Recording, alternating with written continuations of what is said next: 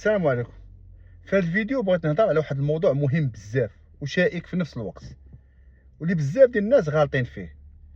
وهذا الموضوع اللي عليه ناضوا حروب وناضوا بزاف ديال الثورات في الوطن العربي من 2011 حتى لدابا، واللي هو نيت كيسبب واحد الضغط كبير على الحكومات ديالنا سواء العربيه سواء الاسلاميه، وهو وسيله من وسائل الضغط ديال الغرب علينا، وهي الديمقراطيه. ديما كيتهمونا وسائل الاعلام باننا ما عندناش ديمقراطيه، سواء المغرب سواء الوطن العربي كامل او الاسلامي، وباننا دول ديكتاتوريه. وهذا هو السبب اللي خلى الدول ديالنا في التخلف والفقر وما عمرنا غنتقدموا. واش هذا الموضوع بصح؟ واش هاد الاتهامات ديال وسائل الاعلام الغربيه حقيقيه ولا ماشي حقيقيه؟ وكل عام كيديروا واحد المقياس ديال الديمقراطيه وكيصنفوا به جميع دول العالم، من الدول احسن دول في الديمقراطيه لأسوأ الدول في الديمقراطيه. وانا صراحه ما متفقش مع هاد التصنيفات بتاتا، وما متفقش مع هاد الضغوط اللي كيديروا علينا الدول الغربيه بسبب الديمقراطيه، حيت مع الديمقراطيه كتبقى نسبيه وماشي مطلقه. علاش؟ الا جينا نشوفوا الديمقراطيه كنظام حكم، راه حتى الدول الغربيه الديمقراطيه ديالها ما كتشابهش، وكل دوله عندها الطريقه ديالها في الديمقراطيه ديالها. فرنسا ماشي هي الانجليز، الانجليز ماشي هي ميريكان، ميريكان ماشي هي السبريون، السبريون ماشي هي المغرب، المغرب ماشي هي الارجنتين. كل دوله وعندها الديمقراطيه ديالها. علاش جبت المغرب؟ حيت المغرب تصنف اول دوله ديمقراطيه في العالم العربي. هادشي علاش، حيت ما عندنا صناديق اقتراع، عندنا التصويت، عندنا حريه التعبير. نوعا ما عندناش حريه التعبير مطلقه بيان سور، وما كايناش حريه التعبير مطلقه في اي دوله في العالم. وحتى وسائل الاعلام والسياسيين في الدول الغربيه اللي كيتبشحوا بانهم دوله ديمقراطيه، بمعنى ان الشعب يحكم نفسه بنفسه وان الملك تما بيان سور الدول الملكيه يسود ولا يحكم، هذه مغالطه كبيره. والمشكله فين هي؟ حتى المثقفين ديالنا حتى هما تبع عليهم هاد الاكذوبه وهاد المغالطه، وما كاينش اللي كيهضر عليها. انا عارف المعارضين كيعارضوا غير باش يوصلوا للحكم، كيبداو يضربوا في نظام الحكم، كيبداو يقولوا انه ديكتاتوري باش هما يوصلوا للحكم، حتى هما يطبقوا عليك نفس القضيه ديال الديكتاتوريه. انا نعطيك امثله باش تفهموا، نعطيكم امثله وسهل باش تفهمها. الانجليز من اقدم الديمقراطيات وما كاينش اللي كينتقدها. واش نتوما كتعرفوا ان الانجليز دوله ما عندهاش دستور؟ دوله ما عندهاش دستور. علاش كيصلح الدستور؟ الدستور هو واحد الوثيقه مكتوبه اللي كيكون متفق عليها كلشي، بحال قلتي واحد خريطه الطريق، ان الملك ها اللي يقدر يديرو ها اللي ما يقدرش يديرو، ان رئيس الحكومه ها اللي كيقدر يديرو ها اللي ما كيقدرش يديرو، وفي الوزراء كل وزير ها اللي كيقدر يدير واللي ما كيقدرش يدير. هذا هو الدستور. في الانجليز ما عندهاش هاد القضيه، عندهم قوانين وعندهم بزاف ديال الحوايج ولكن ما عندهمش دستور. كيقولوا في الانجليز الملك يسود ولا يحكم. لا، الملك يسود ويحكم. ولا لاحظتوا ديما في وسائل الاعلام الغربيه، خصوصا مثلا الاسبانيه، ديما كينتقدوا الملك ديالنا، الملك ديال المغرب. ولا بزاف ديال الوسائل الغربيه كيبغيو يبينوا ان الملك المغربي بحال انه ملك ديكتاتوري، ولا كيبغيو يبينوا ان الملك المغربي عنده الفلوس بزاف وهو عنده الفلوس والشعب ما عندوش. هادو راه كيعطيوكم في مغالطات، وانا غنشرح لكم كيفاش. اول حاجه، شكون اللي غيكون عنده كتاب؟ الملك. شكون عنده كتاب ديال الفلوس؟ الملك ديال الانجليز اللي كانت اللي كانت واحد الشركه سميتها شركه الهند الشرقيه، هي اللي كانت حاكمه الهند.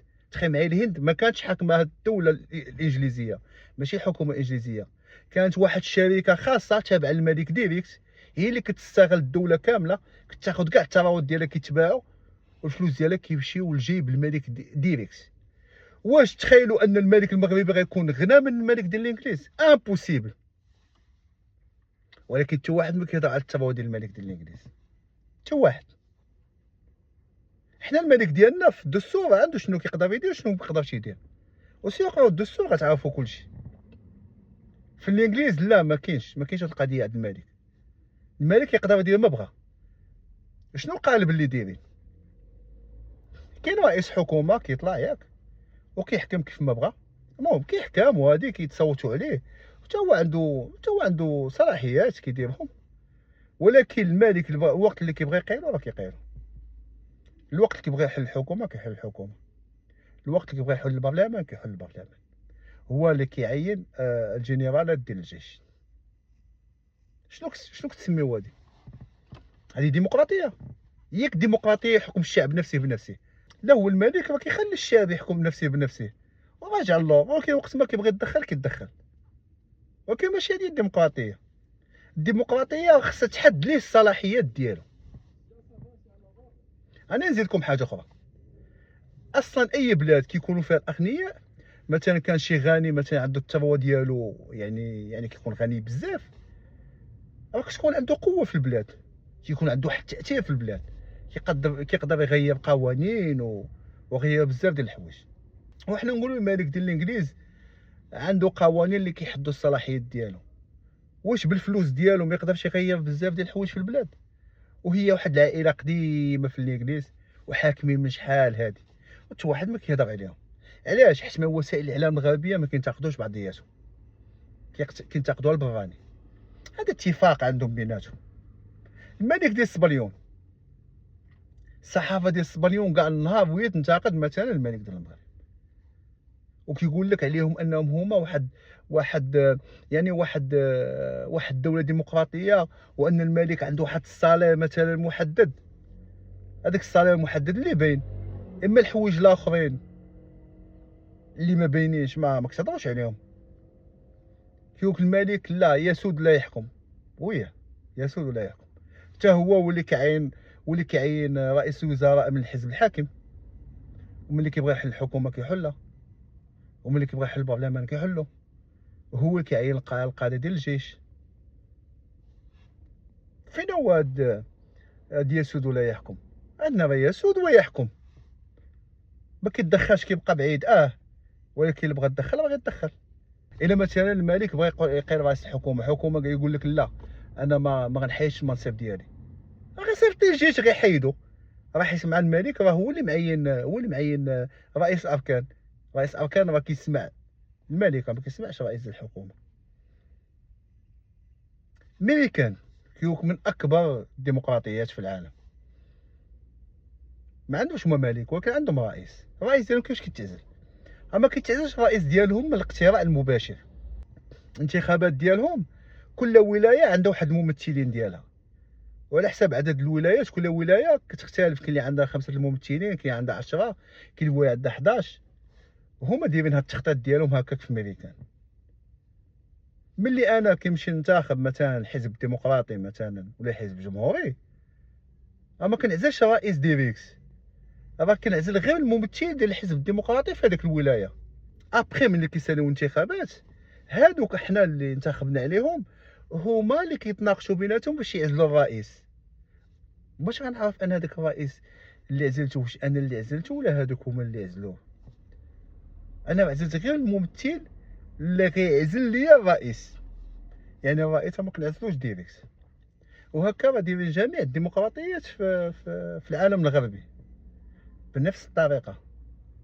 زائد هادوك اللي مثلا هما اللي كيترشحوا، هما اللي كيشدوا الحكومه وكيكونوا رؤساء الحكومه. شوف لهم السيفيات ديالهم، كلهم مليونيرات، ولا ما كانش مليونير راه كيكون صاحب مليونير. شكون اللي كيعزل هذاك البرلمانيين وكيعزل هذاك السياسيين؟ شكون؟ راه كيعزلهم صحاب الفلوس. ولا ما كانش عندك الفلوس ولا مولك شي واحد عندك الفلوس راه ما كتبانش. حمله انتخابيه كتكون ب 4 مليون ديال الدولار ولا 5 مليون ديال الدولار، راه فلوس بزاف. شكون غيعطيها لهم؟ واش تسحب واحد من الشعب بحالي وبحالك ولا غيمشي يحكم؟ راه امبوسيبل. راه صحاب الفلوس ووسائل الاعلام راه هما اللي كيحركوا الراي العام باش كيحاولوا يوجهوك تختار هذا المرشح ولا تختار المرشح الاخر. راه قليل فين كيخرج شي واحد خارج على الصندوق. وهنايا فين هي الديمقراطيه؟ واش الديمقراطيه هي خصها تكون عندي مثلا بزاف ديال الاختيارات ونختار منهم واحد؟ ماشي نتوما تجيبوا لي 3 الاختيارات اللي بغيتو نتوما وخصني انا نختار من 3 الاختيارات اللي باغيين نتوما. هذه ماشي ديمقراطيه، هذا ما كتسمى توجيه. ولكن المشكله هنايا فين كاين؟ في المثقفين ديالنا، في الناس اللي كيديروا السياسه عندنا، في الصحفيين ديالنا. كيشوفوا الغرب وكيشوفوهم بحال شي آلهة، كيشوفوا النظام ديالهم باقي لهم شويه وعبدوهم. ما كاينش شي واحد كينتقد هذا السيستم. كيهضروا على الديمقراطيه بحال القران منزل. هي فعلا الا كانت فيها شي حاجه فيها الفائده نستافدوا منها، ولكن ما ترجعوش لينا تما عندهم انهم الديمقراطيه وبسبب الديمقراطيه باش انهم تقدموا. احنا عارفين العالم الغربي كيفاش كتقدم. هذيك لافراستركتور اللي مثلا حنا في المغرب خصنا نتسلفوا يلاه كيبنيو فيها، هما ما بناوهاش شحال هادي، ما مشاو استعمروا الدول وخدوا لهم لي ريشيس ديالها، هي باش بناو لافراستركتور. والفلوس دابا اللي عندهم هما باش كيديروا بهم مساعده اجتماعيه. حنا الفلوس كاملين ديالنا راه كنديروهم في لافراستركتور. وديما كيقول لنا لا راه حنا المشكل عندنا باننا حنا متخلفين. لا راه بسبب الديمقراطيه. لا ماشي بسبب الديمقراطيه، كاينين بزاف ديال العوامل. وكون كانت الديمقراطيه فعلا الا درتيها هي باش كتقدم، راه كاين دول في امريكا الجنوبيه راه عندهم الديمقراطيه وما تقدموش لحد الان وباقيين في التخلف. السينيغال هي الاخرى، ياك عندهم تا هما تداول السولات وهادي. شوف السينيغال راه واحده مع صندوق النقد الدولي، راه عندها واحد الدين راه بزاف، راه ما قادرينش يحلوها. عندهم واحد المشكله، واحد الازمه اللي غتخلي السينيغال ما عرفتش شحال من عام وهما حادين الراس. هاي الديمقراطيه. هما كيبغيو دير الديمقراطيه باش يطلعوا من هذيك الديمقراطيه، يطلعوا شي واحد اللي كيتبعهم هما باش يعطيهم هما المارشيات ويعطيهم هما لي بروجي ويسمع ليهم ويطبق ليهم السياسات ديالهم في البلدان ديالنا. هادشي علاش هما مضاربين باش يديروا الديمقراطيه في بلادك. اما هما في بلادهم وما كاينش عندهم الديمقراطيه الصوم.